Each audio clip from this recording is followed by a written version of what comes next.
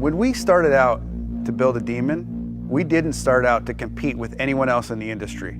We started out working from our background and being the best version of what we could be, because we are completely different. We are not trying to be a sports car. We are not trying to be a pony car. We're trying to be a street strip muscle car, and there's no one else in that space.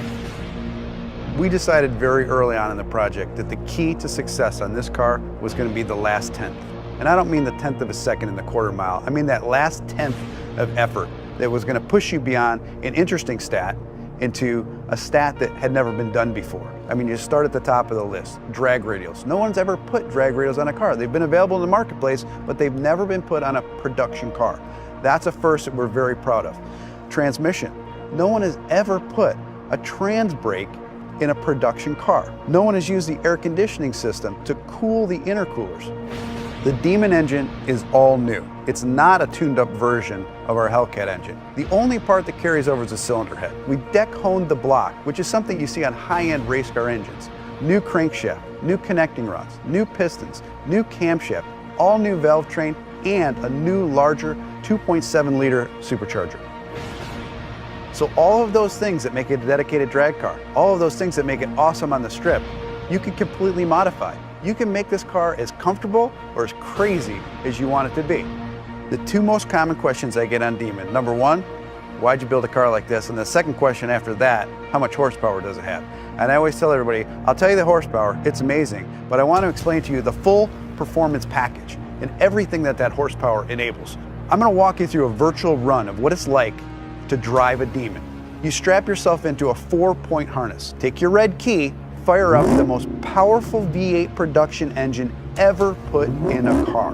Put your car into drag mode. Once you go into drag mode, your suspension is already pre-calibrated for maximum lift off the starting line. Activate your line lock. Start spinning your drag radials. Get them hot and sticky, over 200 degrees. You literally have dripping rubber off of your tires. You creep to the starting line. Adrenaline is flowing. You're pre-stage. You're 7 inches away from launching this car. Trans brake, check. Torque reserve, check. Yellow, yellow, yellow, green, launch. You leave the starting line at 1.8 Gs, harder than any car has ever accelerated off the starting line.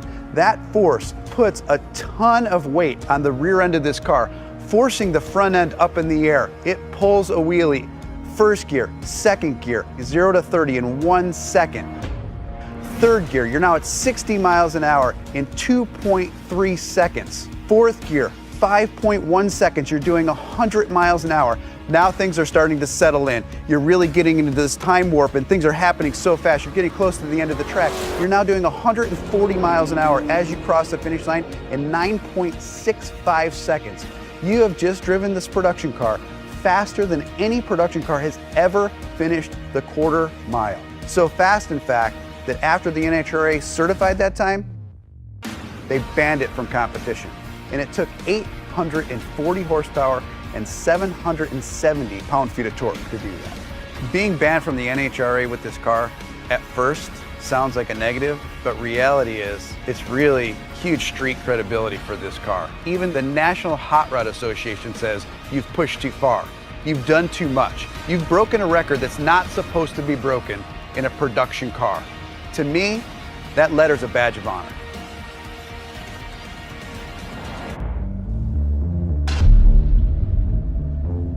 We use words like honor, code, loyalty. We use these words as the backbone of a life spent defending something. You use them as a punchline.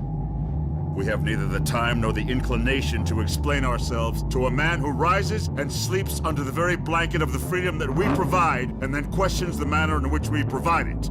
We would rather you just said thank you and went on your way.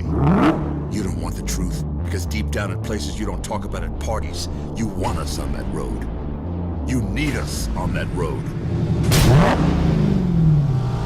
You don't want the truth. You can't handle the truth.